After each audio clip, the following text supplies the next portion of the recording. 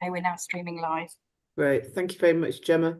Okay, morning, members, colleagues. Nice to see you all. Morning. It's wet morning. However, right. So this is a governance working group meeting. The agenda pack is be with you. And the first item, Gemma, apologies for absence. We've received an apology from Councillor McConville. Okay, thank you very much. Just go back to the right screen. There you go. Yes, Paul. Just in time. Perfect. As we move in, good morning, Paul. We move on to item 2 now then, declarations of interest. Are there any declarations? No? Okay, thank you very much. And then item 3 are the minutes of the meeting held on the 25th of January, not 2025 as published on the pack. I know time's going very quickly, members, but I think it's Not that quick. 2024. Are they agreed as a true record? Agreed. I can see nods around the screen, so thank you very much. Thank you. Okay, so item 4, feedback from the public consultation in the session held on Monday, the 5th of February of this year. There are papers in your pack from 7 to 12, and I think, Jane, are you going to talk to us to this item? Yes, I'm happy to. Shall I share my screen and then we've got the slides up in front of us?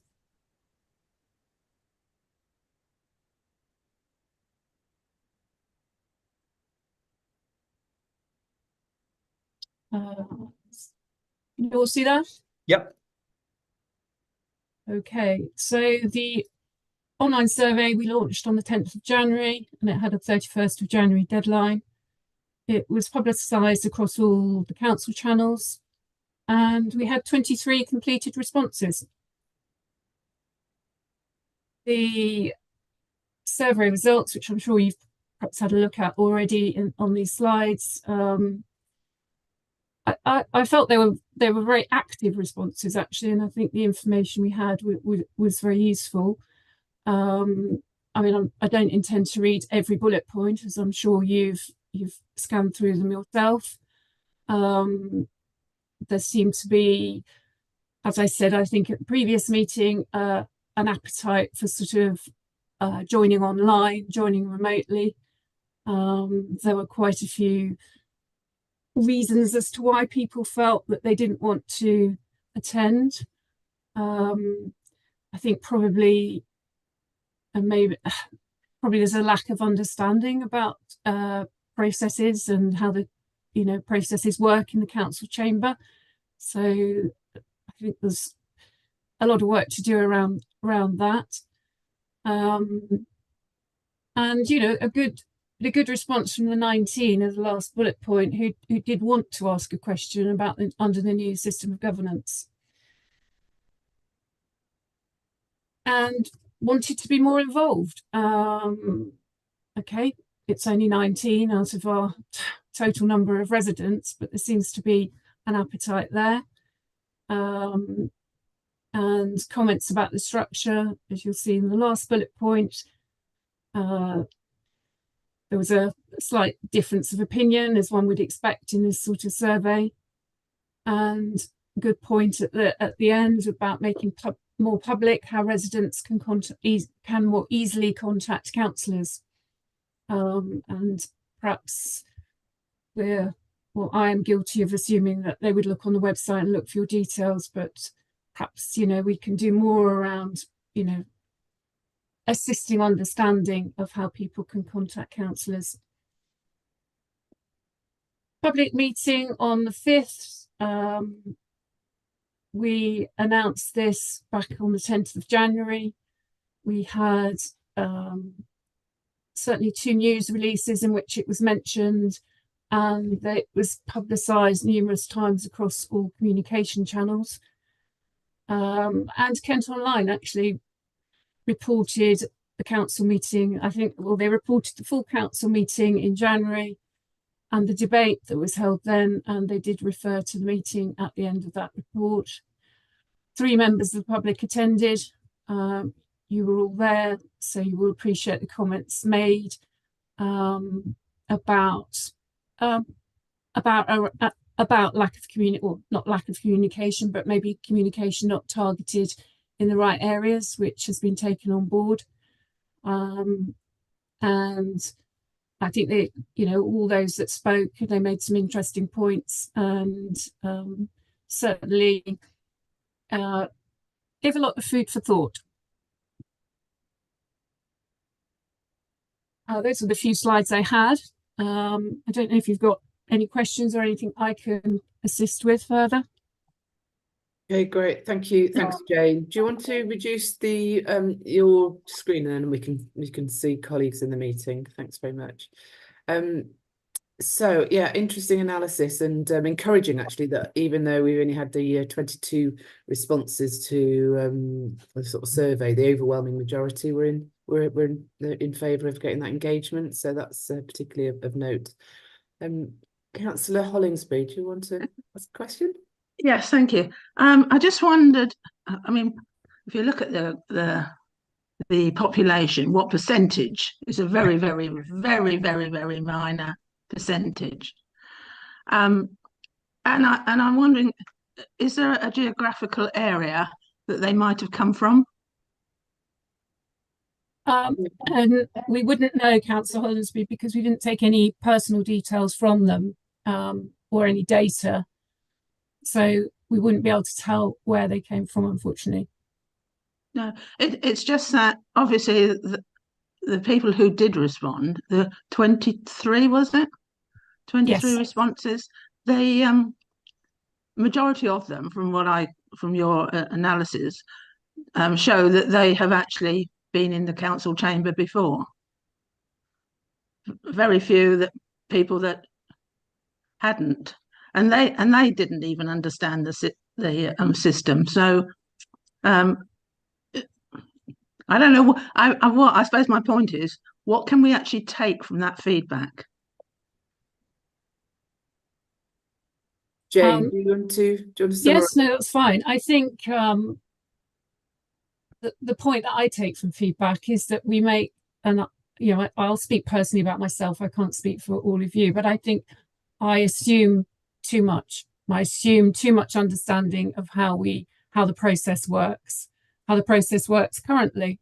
So I think there's a lot more explaining that we need to do, which is why we're exploring some video work. And I know Susan wrote you all suggesting this, and I think that's a good way forward.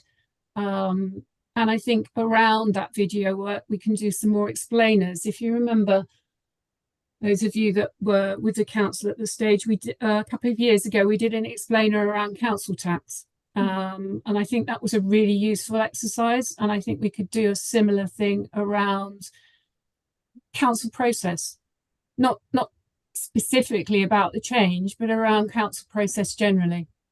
That was my takeaway from it. I mean, you may have other views. Thank you, Jane. Thank you. Yeah, I think just before I bring you in, Paul and Tim, I think that is a really good idea, I think, Jane, if members are in support of that. For those of you that can recall the council tax explainer, it actually was only a short piece, but it was done really well to help explain where the tax goes to support what activity. So yeah, I think that's really a thought-provoking thing, Jane. And you are able with the team to produce something like that, do you think? I will give credit to Dean. He is able to produce it. I won't take credit for it, but we'll work on it together. Yes. Fair enough. Okay. Well, as members talk, and perhaps they can lend their support or otherwise to that suggestion. But Councillor Thomas. Yes, thank you.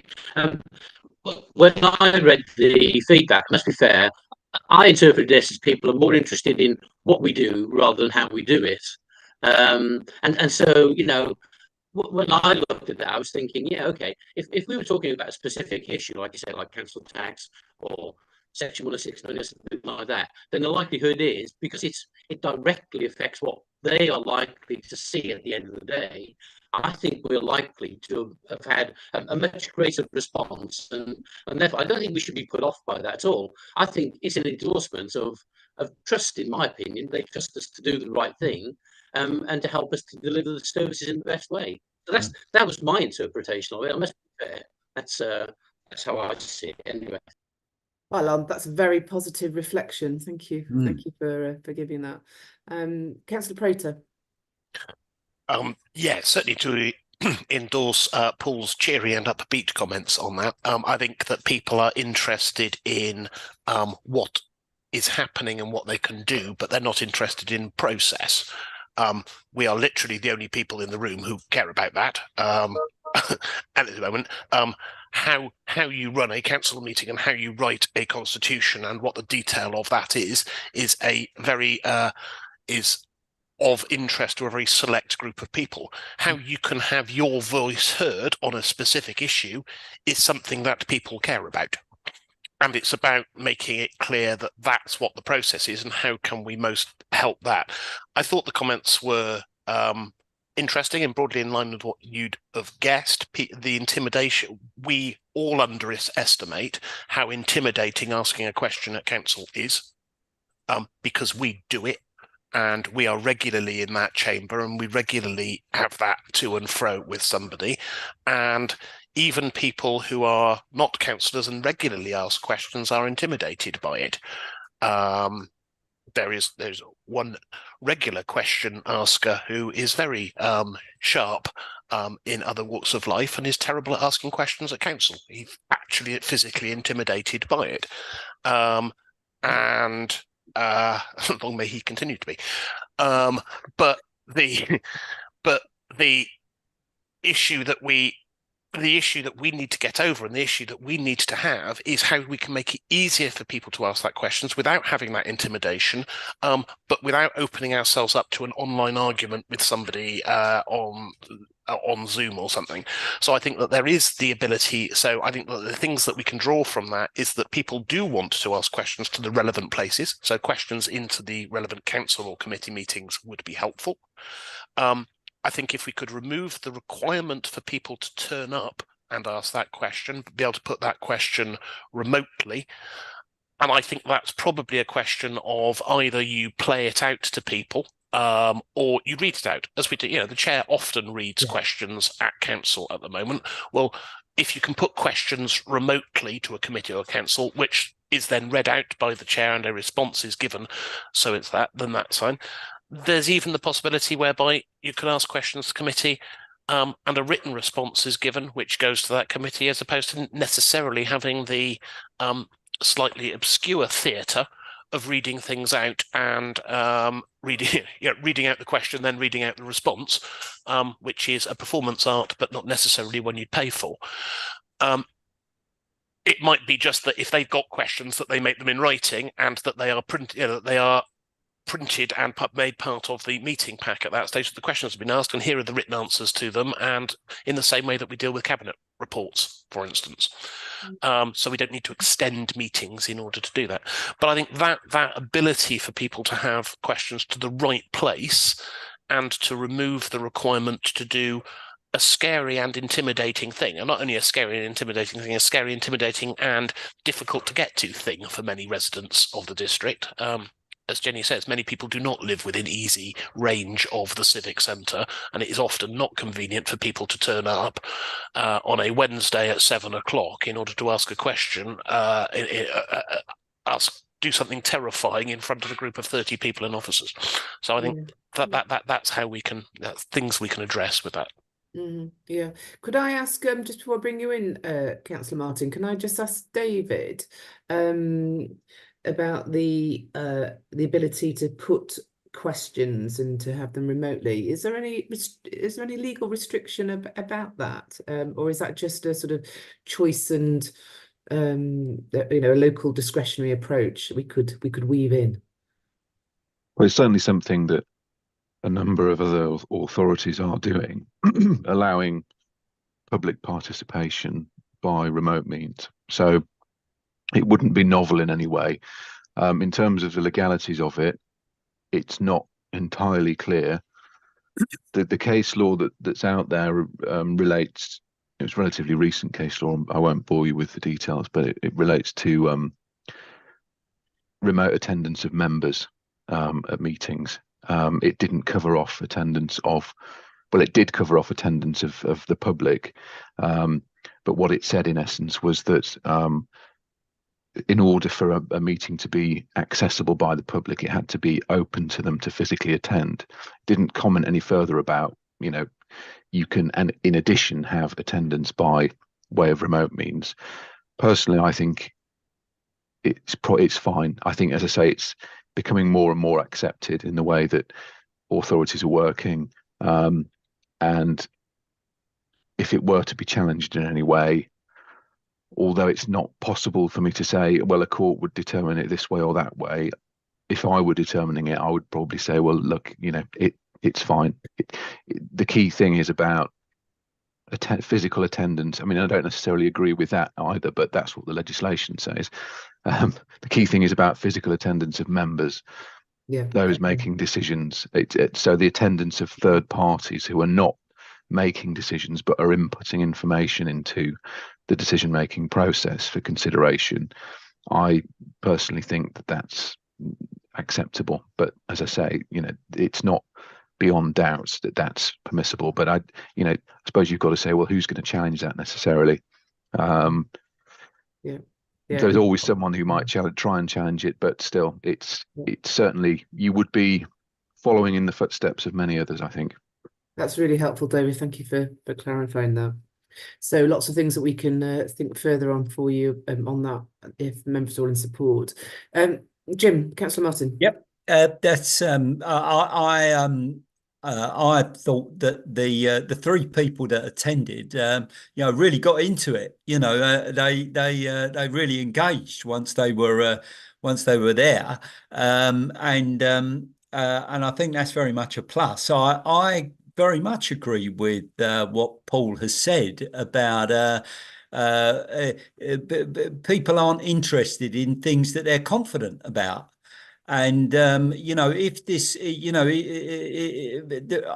I can't recall actually having more than one email about a change to a committee system compared to what am I doing about sewage going in the sea, or what am I doing about stagecoach cutting bus services, or what are, bins? Do you know what I mean? The sort of the things that affect people day to day, that promotes action. The fact that many people didn't respond to a survey and we only got 3 people in to join the consultation, I'm not gonna worry too much about that. I think all of the other comments that have been made about us becoming more inclusive and doing some outreach in democratic outreach in the community to help people join, reducing barriers, it's all really, really good.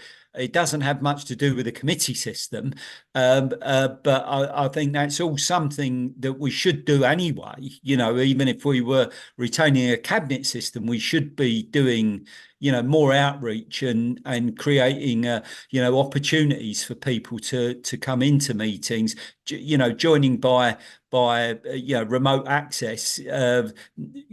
Tim's point is you can't have a kind of ding dong on a supplementary question argument over Zoom, but we can work the details out. It's just really having people with the idea that they're included. All they have to do is put their hands up and press a button or write an email or something, and they're right in the middle of the democratic process. And I think that's a valuable thing for all of us, the people in the room, if you like, thinking, well, the community can join us.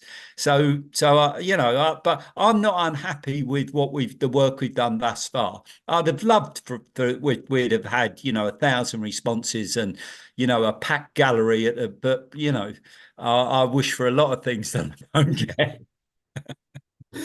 All right, good. Thank you very much. Okay, I mean, my reflection, I guess, particularly of the session on the 5th, and forgive me, and Gemma, do correct me if I'm wrong, but I'm not aware that we've had many questions from councillors following the session on the 5th, because of course we had, I think I counted up about 17 assess in the chamber. So my suggestion, I think, to you as the working group is, if there are questions from your groups about any queries from other members, that any you know, the whole. So I suppose what we're trying to do through this extra time that we've got before the shift is to aid and improve understanding. So if there's anything else that we can do to support the breadth of all the council members in that regard, please do send information through to us. Okay, I can't see anyone else indicated to speak. So Jane, just as in by way of concluding that item then, you will be liaising with those members that want to do a talking heads piece, little snippets, I understand from what you've said, because it's easier for sort of social media and otherwise consumption. And then you'll give some further thought, very happy to discuss outside of the working group about the explainer, if that's what it's called. But is there anything else, Jane, you want to add as a way of wrapping up this particular item? No, that covers it. Thank you, Susan. Okay, great. Well, thank you very much, all. So we go on to the last item on the agenda today, and this is item 5, which is about revised timelines for the move to committee system. And David, I understand you're going to give us an update on this? Yeah, a very brief update, Susan. Thank you. So in terms of the new timetable, I mean, clearly the specifics of that need to be discussed and worked up together with Gemma and the rest of the team, just to look at the, you know, everybody's diaries and how it's going to fit in. But I thought, you know, it might be useful just to give you an overview of my thinking around broadly what that might encompass. So what I was thinking, and this ties in with what Susan's just said as well, is that, you know, the first thing we need to address is perhaps this understanding and knowledge of members and officers as well, perhaps. So an initial program, if you like, of sort of training to underpin everything else, and to enable, you know, the full membership to have a better grasp or be more comfortable with where things are heading. So I think that's the priority from all of our discussions. Then I think what we need to do is finalise. I know we've got to a position where we're pretty much finalised on the principles and the structure, but there will be potentially things flowing from the training and perhaps discussions that you might have with your groups. That's not to suggest that there should be any drastic changes, because I think the core of what we got is what we have today is really good, but, you know, the fine tweaking. So we need to finalize those principles and structure, which I don't think we're far from at all.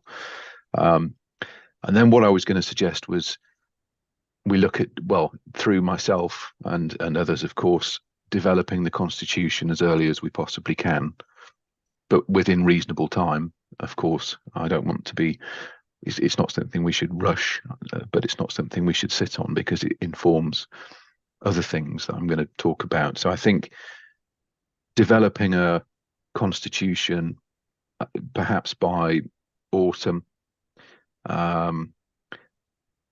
as close to a finished version as we can get at that point, and then looking at little tweaks, you know, going through the relevant committee structures, and then looking to have it approved before the end of the year, the calendar year.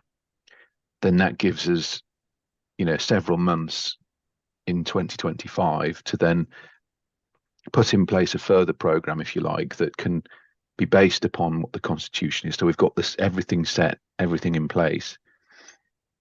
And then I think, and again, this is something, it's just my thoughts around it, but it might be useful. I was thinking what we could possibly do is run some mock meetings in that time period. So how we would do that would be, we could look at decisions that have been made previously by, in this instance, you know, the executive over the last however long. In fact, I think it's probably sensible if we look a number of years back, and select things from there, and then bring those as dummy items to the mock meetings and run them. So, and following it all the way through to decision and how that works. So that should then, with real issues that have been considered previously, help hopefully practical understanding of how the constitution and the whole structure will operate in reality, notwithstanding it's a mock meeting. And then I think if we can do that as early as possible in the new year, can't believe I'm talking about the new year already, and we're hardly into the current one, but yeah, and then I think it gives us, if we can do that early, and then any issues can then be, eked out and dealt with plenty of time left before the go live. So once we get to go live, we've dealt with any, further queries or potential little tweaks that might be required. So that's a very broad sort of suggestion about where I think where it might be helpful to focus and how I see it potentially structured. So it'd be really helpful to hear your thoughts on that and feedback. Okay, thank you, David. Okay, members, how does that sound? The suggestion about running a couple of mock meetings, the timeline for trying to get the constitution buttoned down. Jim. Oh yeah, I think it's a great idea, David. When you say the new year, are you talking the calendar year? Yes. Well, I think we'd like to bring it forward quite a bit earlier, actually. Okay. I think we that we ran it may be May when where as we move into our new council year, but I would prefer it earlier. What I want, David, is for this to become part of the vocabulary, so that in everything that we're doing, then in the following 12 months, we're saying, well, of course, if we were operating this as a cabinet, so that it drops into the vocabulary rather than we get to the date of the changeover and everyone's working off of a crib sheet. Do you know what I mean? That's what we're missing at the moment, is kind of familiarity with it. We can read the books, and as Connor pointed out, we should do the homework, and that's right. We can do all of that, but it's getting that familiarity with it, being able to talk about it, and feel confident in our own knowledge. Yeah, and I agree entirely. I think so. That is a key reason behind what I've suggested. We can try and bring things forward a little more, but with my experience of these things, I think, well, we can certainly try and bring it forward a bit more and think about that a little more, because I absolutely appreciate what you're saying. It needs to be part of the tapestry, doesn't it? It needs to be, everybody needs to be living and breathing it and be able to just, on day one, this is what we're doing, we all know what we're doing, etc. So it needs to become part of everybody's understanding as early as possible. So, and that's certainly my intention. That's what I want to happen, which is why I think things like mock meetings as soon as possible, but not prior to having the fundamentals in place, i.e. the decision-making framework, i.e. the constitution and all the rest of it. Once that's in, and it's something that will progress with appropriate haste. Once that's in, then we can look at those ingraining things and getting people to dry run and understand it in a safe, the technical, the term they use in IT is, it's like a sandbox. It's called a sandbox, so it's a safe environment to test these things out. So that would be as I say, the mock meetings and how that works and how that flows. And of course, the other thing we could do with mock meetings is to do them remotely as well, or people could join remotely. So that gives a bit more flexibility around when we can program those in. But I appreciate, face to face will be better. Of course it will, because that will mirror what's going to happen, but still this flexibility. So yeah, totally agree, Councillor Martin. We need to get to a point where everyone's comfortable and understands as soon as possible. Great, thank you. I think it was Paul. I think you were next. Is that right? I've got the running order right. Councillor Thomas. Yeah, thank you, Susan. Yeah, I support what Jim was saying. Again, I think I'm glad David's picked that point up as well about when we have these mock sessions. It's vital that if we are going to be testing this out with some new way of getting public engagement, then it needs to be part and parcel of it. That maybe we have one of those where we sort of set ourselves down, but certainly after that, we should certainly be thinking about this is how we're going. This is what it's going to look like to the public in the future. So again, I think that's an imperative as well. That if we have the details of the people who actually expressed an opinion, the sort of 19 of the 23 responses, we would invite them specifically to come along and to be part of our confidence testing of this of the product that we're going to be rolling out. So that's Great, Paul. Yeah. But I'm not sure for everyone else, but I think we managed to capture that. Councillor Prater. Or Tim. I support what both Jim and Paul are saying. The underpinning to that, though, is clearly, as David says, having that constitution in place, because there's no point trying to understand how these things work with a new rule book until you've got that rule book. I have to say that I think that early autumn for having that new rule book is a little unambitious, and I would like to see that by June, July, I'm afraid, David. Given the fact that if a vote had gone another way, we would have had to have it in our hand next week. I think having it in our hand in 3.5 months' time, say by the end of June as a target as opposed to September as a target, would feel more ambitious, which would allow us then to have the opportunity to start doing that familiarisation and wheel kicking of that process and running some mocks and understanding if the rule book then needs some amendment before you finally sign it off, having kicked the wheels with it, having played with the manual and found that it doesn't actually quite work or quite do what you wanted it to do. I think there's that opportunity. So I'd like us to be a little more ambitious in terms of the timescale of having that first working draft of the Constitution in front of people. And I think if we set ourselves the end of June, I think that given where we would have otherwise been at, I think that feels relatively achievable. Okay, David Amandeep. Yeah, I was just going to jump in to say thank you, Councillor, for your comments. I've obviously made a note of it, in terms of moving the date forward. Preparing the Constitution sooner than David suggested. I'll pick that up with David outside of this meeting, and obviously we will try our best to bring it forward. Okay, great. Thank you, Amandeep. Okay, are there any other comments that members want to make about the timeline of the forward plan? David, anything else in summary? Nothing further from me. No, thank you, Susan. Okay. Well, if we're done on that item on the agenda, which is the last one, I suppose, just as matters to conclude the meeting, I'd like to just thank you all for participating in the IRP work. That sort of work stream that's running alongside. I've had some quite positive feedback from members that have been interviewed. I have yet to have mine. Looking forward to that delight. It's tough. Okay.